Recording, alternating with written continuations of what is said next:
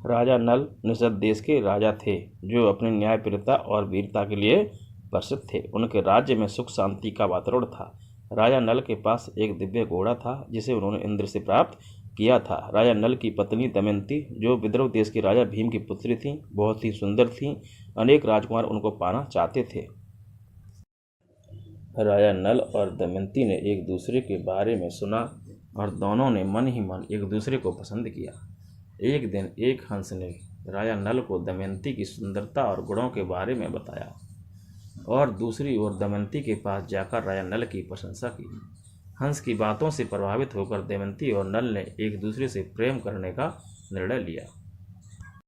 दमयंती का स्वयंवर आयोजित हुआ जिसमें अनेक राजकुमारों के साथ स्वयं देवताओं ने भी भाग लिया, लेकिन दमयंती ने अपने प्रेम और विवेक से राजा नल को ही अपना वर चुना। इसके बाद राजा नल और दमयंती का विवाह धूमधाम से हुआ। राजा नल और दमयंती के जीवन में कई कठिनाइयां आईं। काल दोष के कारण राजा नल ने जुआ खेलना शुरू कर दिया और अपने राज्य को हार गए। इसके बाद उन्होंने अपना राज्य और सबको छोड़ दिया और जंगल में चले गए। दमयंती ने भी उनके साथ वनवास किया।